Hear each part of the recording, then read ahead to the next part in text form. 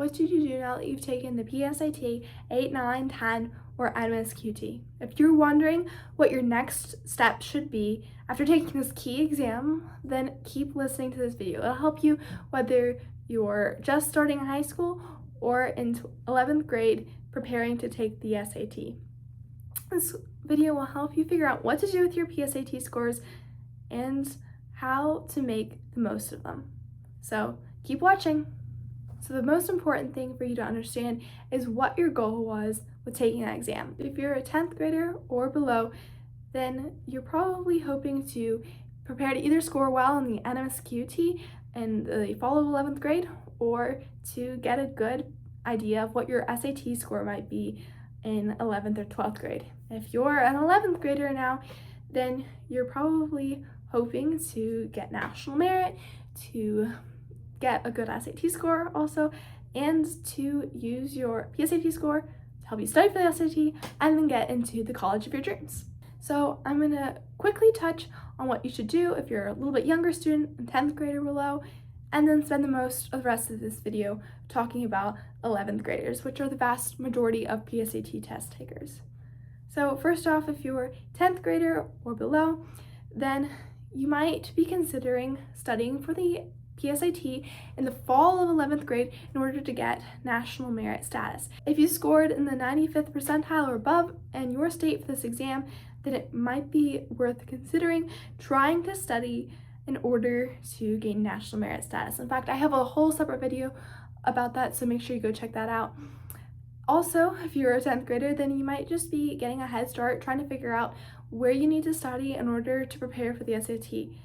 If you took the exam in fall or in the spring, then it might be worth spending some extra time studying, even if you're not trying to get national merit, over the summer, because once 11th grade starts, it's just a slippery slope from there, and it's nice to have one thing out of the way. So many students wait to study until summer after their 11th grade year, but at that point, most motivated students really should be focusing on college applications and not continuing to study for standardized tests. So if you have a head start, then take advantage of that, spend some extra time studying, even if your goal isn't to get national merit. So if you're an 11th grader, then there's a little bit higher stakes. Maybe you got a score good enough for national merit. Great. You don't have to worry about doing anything other than getting a qualifying SAT score, which isn't too bad, in order to ensure that you obtain national merit semifinalist status next September. And there's not a whole lot of things that you have to do after that. In fact, you can go check out my video on that on my channel if you're wondering what all that involves. So now that you've gotten your score back, or once you get your score back, it's important to compare your PSAT score to the average score of the colleges that you are planning or considering applying to. If your score is in the 25th percentile or above, you probably don't have to worry about studying a ton.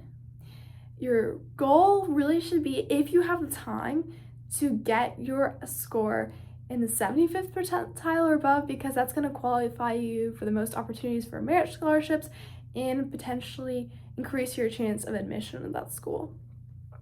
If your score is in the 25th percentile below, you're going to want to do some studying or apply test optional, or take the ACT instead of the SAT. It's always worth taking an ACT practice test. It's really important for juniors to spend some time in December studying, even though you don't want to ruin your Christmas holiday, because I really suggest planning to take the SAT only 2 or maybe 3 times, and if at all possible, not taking it in senior year, because it is just such a burden.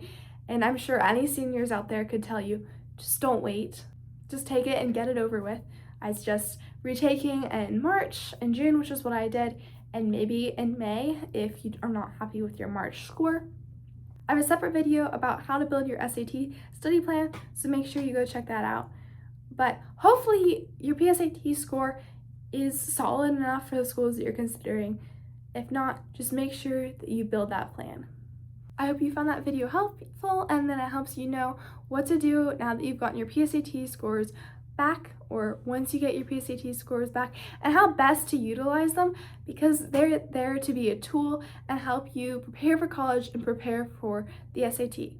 If you're looking for some study tips or more tips on national merit or the PSAT, you can go find that on my channel, so please do.